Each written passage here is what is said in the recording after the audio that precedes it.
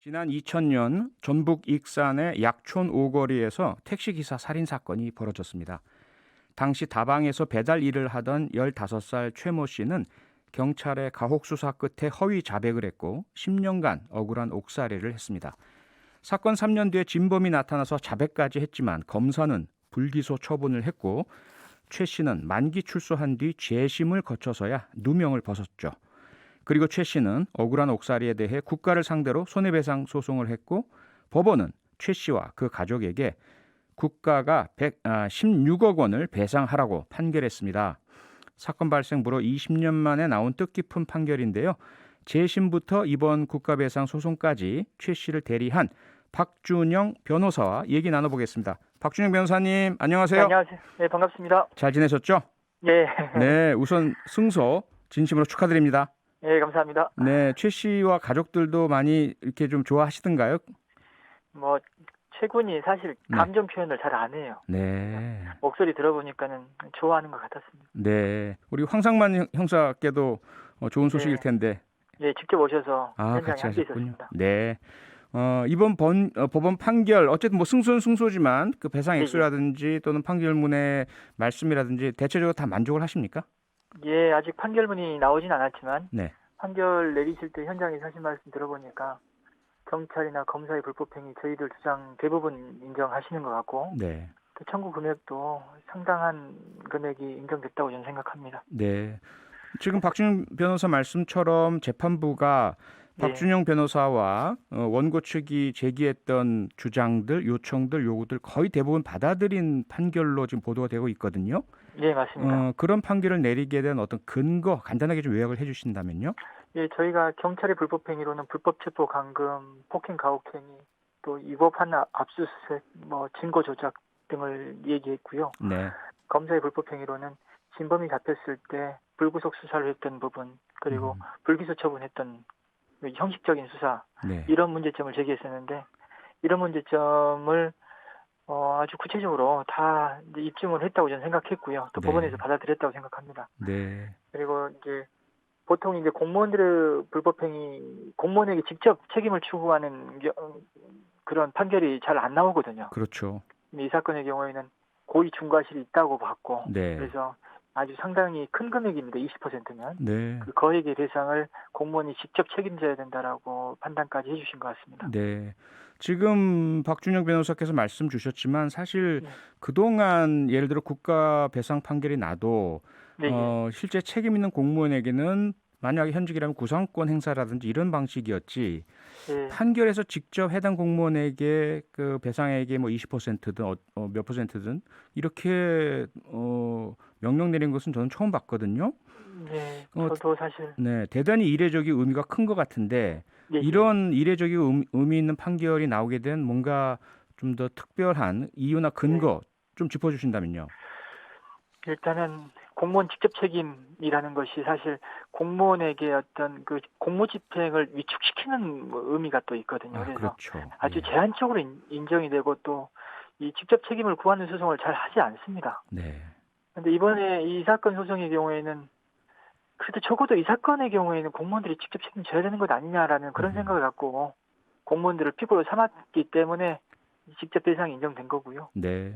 경찰 한 명, 검사 한 명을 했던 이유는 제가 재심 진행하는 과정에서 경찰이 자살하는 걸 경험했습니다. 그래서 예. 아주 큰 책임이 있는 사람 한 사람씩을 이렇게 이제 피고로 삼았던 겁니다. 네. 자, 다시 이제 이 사건 발생 당시로 돌아가면은요. 지금 네. 이렇게 힘들게 어렵게 박준영 변호사가 원고 최 씨와 함께 또 황상만 형사와 함께 노력을 해서 재심 무죄를 이끌어내고 국가 배상까지 이끌어내시면서 밝혀진 것이 해당 당시의 수사 경찰과 검사들이 얼마나 잘못했나, 얼마나 엉터리였나 이게 나중에야 드러났는데 네. 당시에는 도대체 왜 그 어린 15살짜리 최 씨를 범인으로 몰고 갔습니까? 그 해당된 이유가 뭐죠? 이제 최고는 사건 직후에 현장을 지나갔어요. 오토바이를 타고. 네. 지나가면서 두 명이 뛰어가는 뒷모습을 목격했던 겁니다. 네. 그리고 나서 다시 또 현장을 지나갔는데 이제 그때는 이제 경찰들이 와서 수색을 하고 있었거든요. 예. 평소 알고 있는 경찰에게 아까 두 명이 뛰어난다는 걸 목격했다. 이 목격자 진술을 했던 것이고 이 목격자 조사를 받았었습니다. 네. 그런데 이제 범인을 잡지 못하는 상황이 이제 지속되다 보니까 이 최군을 주목하게 됐고 최군이 이제 진술을 하고 나서 직장을 옮기면서 천안으로 이제 갔는데 네. 이제 이걸 도주로 오해를 했던 것 같아요. 예. 그래서 최군을 여관으로 데려가서 음. 계획을 적용하고 폭행 협박이 있었던 겁니다. 네. 그럼 최군 입장에서는 어쩌면 그냥 지나쳐도 됐을 일을 예, 수사에 도움 주겠다고 착한 시민의 시민 의식으로 목격 진술을 하신 것이고 예, 그렇습니다. 경찰은 경찰대로 그대로 수사를 다 해봤지만 다른 범인을 못 찾았으니까 목격자 수상하다 이래서 결국 범인으로 지목하고 검거하고 이렇게 됐다고 이해가 되네요. 예, 그렇습니다. 최군한테 법정에서 물어봤어요. 다시 네. 그때로 돌아가려면 어떻게 했을 것 같냐고. 안 할 것 같다. 그러게요. 너무 좀 네. 아프고 슬픈 이야기입니다. 그럼 시민들께서도 신고 안 할래, 목격 진술 앞으로 나서지 않을래 이러실까 봐 좀 걱정이 되는데 예, 이제 바뀌어야죠. 바뀌어야죠. 바뀌었고요. 예. 그리고 시간 많이 흘렀고요. 예, 그다음에 결국은 진범이 검거됐지 않습니까? 예. 그 진범이 검거된 결정적인 이유도 설명 좀 해주시죠. 그 진범이 사건 현장에서 범행을 저지르고 나서 그 근처에 있는 친구 집에서 이제 은닉했죠. 도주해가지고 거기서 이제 숨어 있었습니다. 네. 친구가 진범을 이제 숨겨줬는데 그 후에 친구의 입을 통해서 이 사건이 이제 점점 주변 사람들한테 알려지기 시작했고 그게 경찰에 첩보로 들어갔습니다. 네.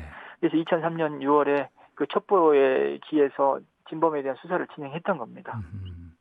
그 진범이 잡혔고 네. 숨겨진 친구도 자백을 했었습니다. 네. 그렇게 해서 이제 진범이 검거됐지만 그 진범을 확인했던 그 경찰의 수사 결과를 검사가 물리치면서 불기소 처분을 해버렸지 않습니까? 예, 그렇죠. 네. 결국은 하지만 우여곡절 끝에 결국 2018년에 진범에 대한 유죄 판결이 내려졌고요. 네, 맞습니다. 그 결과 앞서 박준영 변호사가 살짝 언급 주셨지만 처음에 잘못 수사했던 경찰관 중에 한 분은 극단적 선택을 하기까지 했고요. 네, 맞습니다. 당시 수사했던 경찰관들, 검사, 그리고 잘못된 유죄 판결을 내렸던 판사 이분들 중에 여전히 현직에 계신 분도 계신가요? 사실 제가 현직에 누가 계신지는 잘 모르겠습니다. 예. 그 자살 사고 이후에 네. 저도 처음에는 모든 분들한테 책임을 추궁해봐야겠다라는 호기롭게 그런 얘기도 했었는데요. 네. 그때 충격이 좀 사실 있었습니다. 진실을 밝히는 과정에서 스스로 목숨을 끊는 모습을 보시면서 상당히 좀 마음이 좀 상처를 입으셨겠네요, 박준영 변호사께서도. 마음이 아프죠. 네. 이분들 중에서 혹시 그 최군 이제 최씨가 됐는데요. 이분께 사과를 한 분이 계신가요? 없습니다. 아직은 없습니까? 예. 네. 박준영 변호사께서 이춘재 사건 우리 국민 여러분이 다 아시겠지만 그 8차 사건의 억울한 그 피고인이었던 윤석열 씨의 무죄도 결국 재심 끝에 밝혀내셨잖아요.